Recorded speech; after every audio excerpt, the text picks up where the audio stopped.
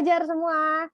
Hari ini kita ketemu lagi dengan, topik yang berbeda, karena hari ini saya kedatangan tamu nih istimewa, dulunya mahasiswa sekarang sudah, alumni ya. Ini ada Fasya.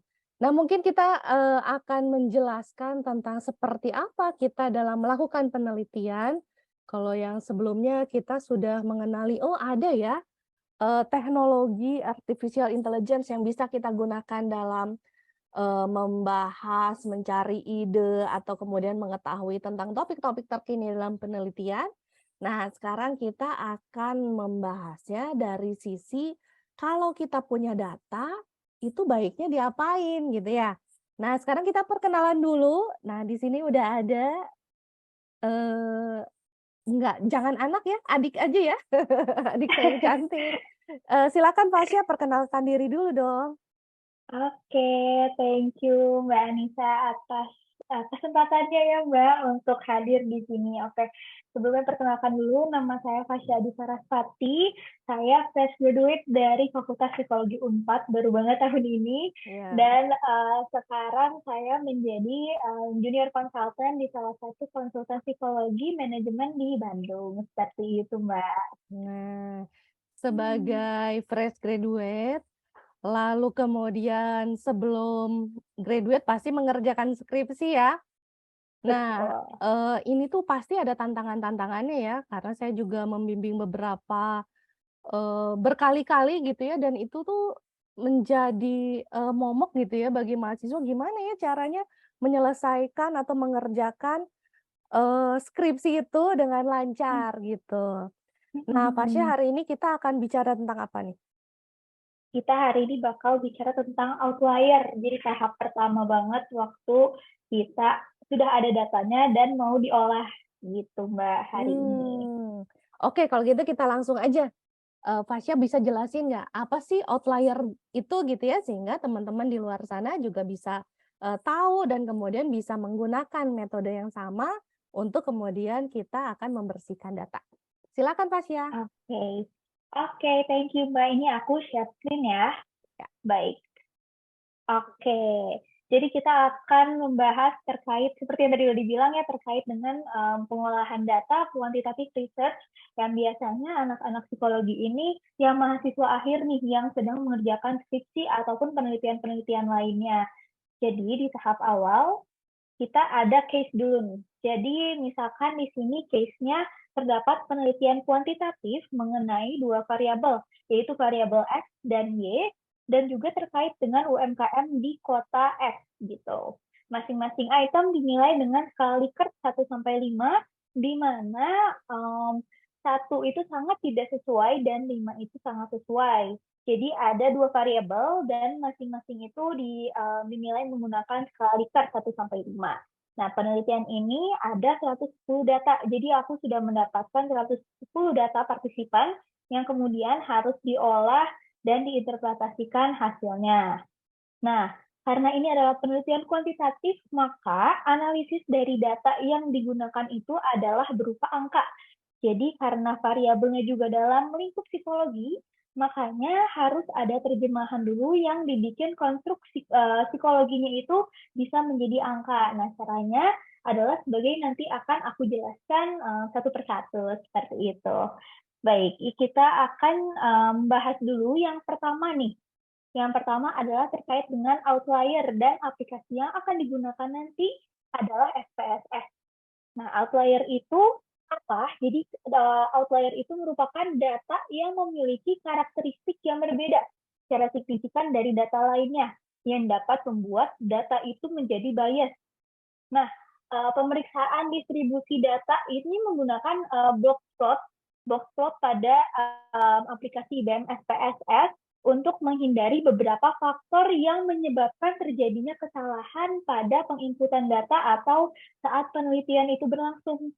Nah, seperti ada item yang tidak terinput kah, atau ada subjek yang tidak fokus saat mengerjakan karena itemnya itu terlalu banyak, dan lain sebagainya. Atau ada subjek yang ternyata malas nih mengerjakannya, jadi misinya itu nggak benar gitu. Jadi kita harus menganalisis dulu di awal apakah ada jawaban-jawaban dari subjek penelitian yang ternyata tidak sesuai dengan analisis data yang ingin kita gunakan. Nah, kita akan menggunakan SPSS dan untuk hasilnya nanti akan outputnya seperti ini. Untuk hasilnya, untuk SPSS-nya akan aku jelaskan dulu. Aku akan ganti share screen-nya. Jadi kita masuk ke data mentahnya dulu.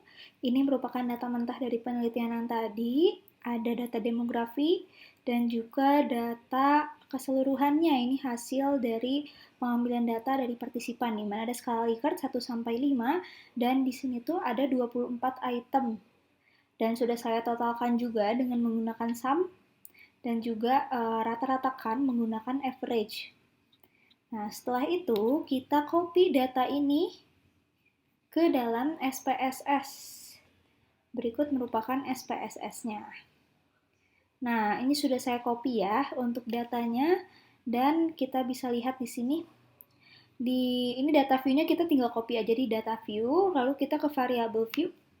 Nah, variable view ini kita lihat dari variabel 1 sampai 24, ini saya ubah desimalnya jadi 0, jadi nggak ada koma-komanya. Sedangkan di average saya butuh koma di belakangnya 2, jadi masih ada 2 angka di belakang koma, seperti itu. Cara untuk define outlier-nya adalah dengan menggunakan data total ini. Yang pertama kita klik graph, lalu legacy dialogs, dan kita klik yang box plot. Kita klik simple dan juga summarize of separate variables. Lalu kita define. Nanti akan keluar seperti ini. Nah, ini totalnya kita lihat dari sini. Jadi kita dari semua ini yang dipilih ke box represent adalah yang total. Di options kita tidak perlu klik apa-apa lagi. Kita langsung OK. Dan nanti terlihat di sini ada data nomor 39 dan 49 yang ternyata tidak sesuai atau tidak memiliki karakteristik yang sama dengan yang lainnya. Maka data ini tuh kemudian dapat dihapus oleh peneliti atau dipertimbangkan keseluruhan data penelitiannya itu kemungkinan ke depannya itu akan berdistribusi normal atau tidak. Nah, jadi kalau dari penelitian ini, peneliti atau saya memutuskan untuk membuang data ini, seperti itu. Jadi untuk itu saya akan menghapus data yang nomor 39 dan juga nomor 49. Jadi saya akan buang datanya nomor 49, saya akan clear, dan nomor 39 saya akan clear. Lalu lanjutkan lagi seperti yang tadi, di graph, lalu ke box plot, lalu simple dan separate variables, masukkan yang tadi, lalu OK.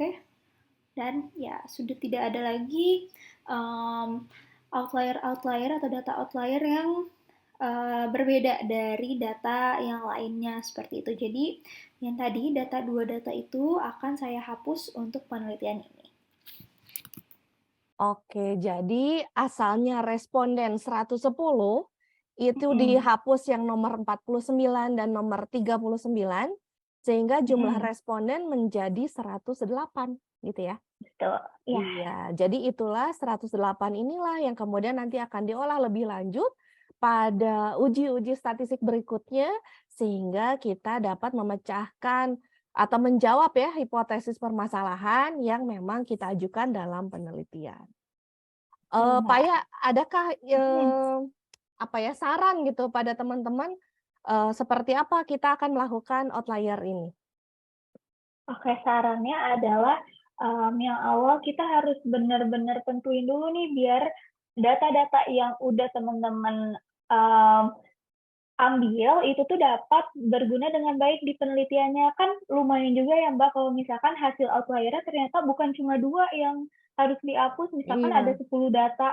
Itu kan akan mengubah keseluruhan juga ya. Mungkin kalau misalkan di penelitian psikologi kan semakin banyak data itu semakin reliable dan juga valid gitu ya, dan juga makin bagus juga untuk diolahnya. Dan kalau misalkan nanti ternyata ada banyak nih datanya yang tidak terolah dengan baik di awal, kita akan kewalahan sendiri nantinya. Jadi kita harus pastikan dari tahap awal kita memasukkan data itu tidak ada yang salah ataupun misalkan sesuai dengan kriteria yang penelitian dari teman-teman gitu. Jadi diharapkan di awal ini teman-teman dapat mengerjakannya dengan seteliti mungkin, dan juga untuk partisipannya juga diharapkan sesuai dengan apa yang penelitian teman-teman lakukan, seperti itu, Mbak.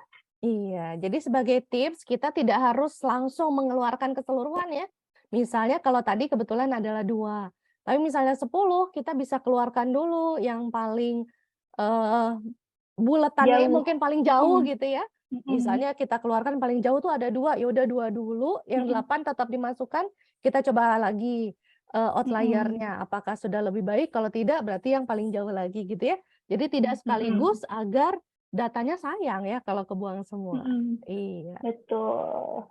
Baik, kalau begitu terima kasih banyak Paya sudah memberikan, sharing ya pada rekan-rekan semua. Kita tunggu ya video-video berikutnya untuk kemudian kita dapat mengolah data dan menjawab hipotesis dalam penelitian psikologi. Terima kasih Paya dan, sampai jumpa rekan-rekan semua. Assalamualaikum Terima warahmatullahi kasih wabarakatuh. juga. Ya. Assalamualaikum.